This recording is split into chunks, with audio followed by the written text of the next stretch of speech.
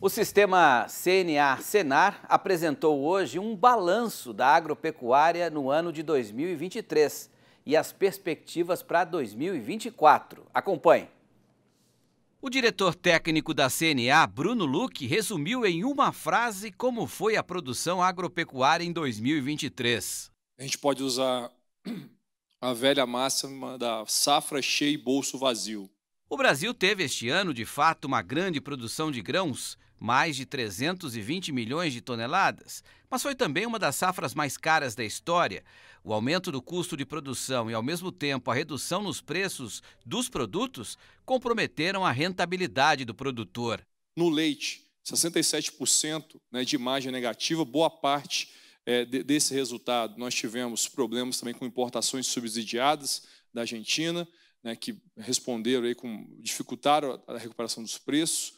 No caso da pecuária de corte, nós tivemos um volume de produção muito grande, os abates cresceram mais de 9,7% ao longo desse ano, a produção de carne vai fechar em 5% maior que ano passado, as exportações andaram de lado, o consumo interno foi muito pequeno, e isso mostrou aí um excesso de oferta, que ocasionou quedas como até 50% no ciclo completo, e várias outras ali quando a gente tem sistema diferenciado.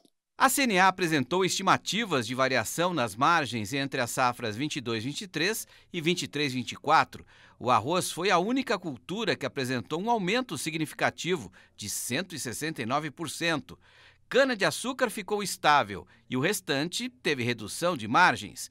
Café 12%, soja 14%, feijão segunda safra 15%, milho segunda safra 20%, feijão primeira safra 36% e trigo 219%. O arroz é o produto que nós temos ali a maior sinalização de crescimento, porque foi uma das culturas mais prejudicadas da última safra. Não tínhamos água no Rio Grande do Sul, maior estado produtor, para irrigar as lavouras, a rentabilidade já estava muito baixa. E por que aumentou? Porque o problema climático também na Ásia, nós começamos a exportar mais arroz e, com isso, nossos preços internos melhoraram. Fora isso, todos os outros produtos sinalizam ali margens menores, mais estreitas. Em relação aos preços, a CNA não tem perspectivas positivas de melhora. Isso por quê? Porque boa parte hoje dos estoques internacionais estão maiores. A soja está 14% maior, o milho está 5% maior e o consumo não vai estar tão grande como eu sinalizei. O açúcar, aí eu falo da cana, é uma das poucas cadeias que tem uma sinalização positiva de aumento de preço mais significativo, principalmente por causa dos problemas climáticos que nós estamos tendo na Índia e na Tailândia. A redução da rentabilidade se agravou este ano diante da insegurança jurídica causada pelo aumento das invasões de propriedades rurais em 2023. Foram 71 casos até novembro. Esse número é um número muito maior que as 62 invasões que nós tivemos ao longo dos últimos 4 anos.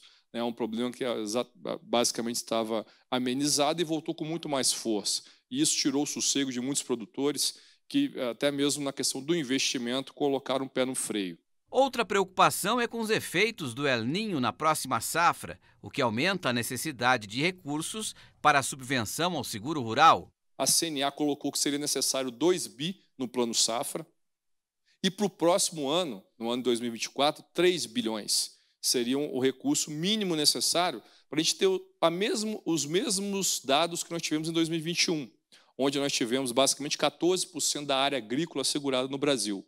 Então, esse ano a gente não conseguiu evoluir na discussão do seguro, pelo contrário, ao invés de a gente ter aporte, nós tivemos corte de 130 milhões. Em relação ao mercado internacional, de janeiro a outubro, o agro exportou 140 bilhões de dólares, um crescimento de 3%. Destaque para a soja, que aumentou sua receita em 4,7 bilhões. O açúcar cresceu 2,4 bilhões. O milho, 1 bilhão e 900 milhões. Já a carne bovina in natura teve uma redução em receita de 2,6 bilhões de dólares. E o café verde, 1 bilhão e 100 milhões de dólares. Mas a grande preocupação no cenário internacional é com a lei antidesmatamento criada pela Comunidade Europeia, que pode impactar 16 bilhões de dólares, abrangendo 356 produtos de 7 cadeias e com data retroativa de 31 de dezembro de 2020. Isso gera um impacto negativo muito grande para o agro brasileiro, não só quando você olha as exportações para o bloco europeu, mas para o resto do mundo como um todo. Além disso, essa data de corte retroativa, ela não respeita o nosso Código Florestal, então nós temos uma legislação que permite a abertura respeitando os limites da lei, e ela também não cobra isso. Então, não leva em consideração os diferentes níveis de desenvolvimento dos países, e tudo se torna mais complexo ainda se você considerar que o fórum onde essa legislação poderia ser questionada, que é a Organização Mundial do Comércio, a OMC, está inoperante. Vamos convocar o Miguel Daoud para comentar esse balanço da CNA, Daoud, porque, afinal de contas, né, esse balanço resume bem o que você já vem falando aqui há muitos anos, né? Apesar da importância do agro para a economia brasileira, para a balança comercial, para o PIB, para a geração de empregos e renda, a rentabilidade do produtor sempre é um desafio muito grande, né? E, em contrapartida, o agro não vem recebendo incentivos fundamentais, como a gente falou do seguro rural, né? Como é que você vê essa situação e quando o agro vai merecer receber o que realmente, o peso que ele tem na nossa economia, hein, Daoud? Boa noite. Boa noite, Petrin. Boa noite a todos. Petrin, esta é uma questão bastante recorrente, né? O Canal Rural diariamente levanta, né, essas questões, coloca os problemas, coloca as soluções.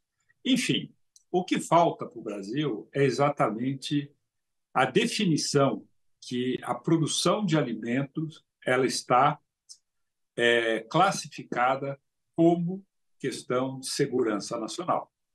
Perfeito?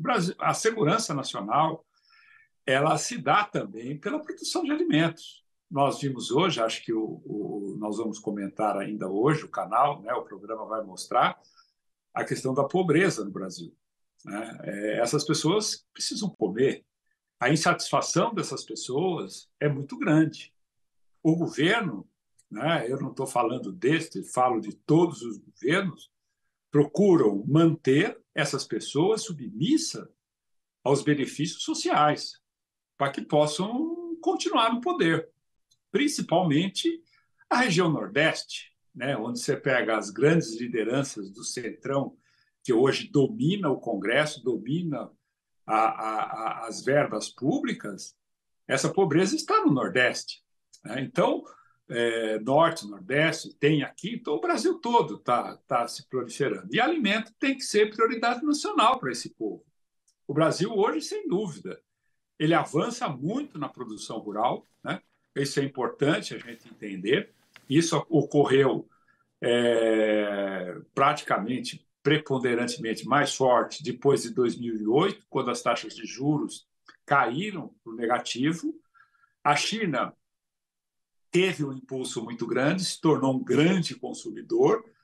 Quando nós olhamos a produção, ela aumentou muito, não só no Brasil, outros países também tiveram aumento de produção. E a gente sabe que no passado, o Brasil, para ter uma ideia, ele tem quase o ano inteiro safra de milho, dependendo do estado, tem safra de milho. Hoje não precisamos mais de estoques, né? O mundo não precisa mais de estoque reguladores como tinha, né, há 2, 3 décadas atrás, porque hoje a produção ela é constante. Com essa alta de juros, Petrin, eu tenho uma preocupação.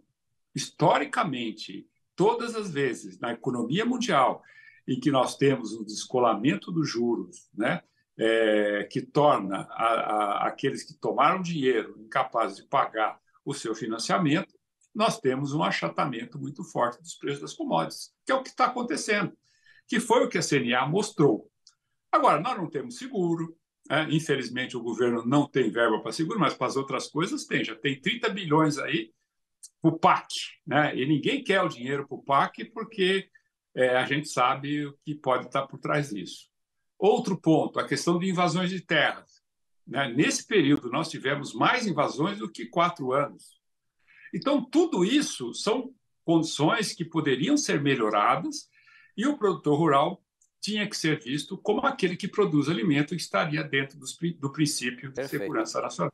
Então, eu diria, né, safra grande, como disse a CNA, bolso vazio, eu diria alimento, segurança nacional. Não pode ser tratado como vem sendo tratado. É isso aí, Daudi. Obrigado, viu? Uma boa noite para você. Até amanhã, Daudi. Um abraço. Até amanhã. Valeu.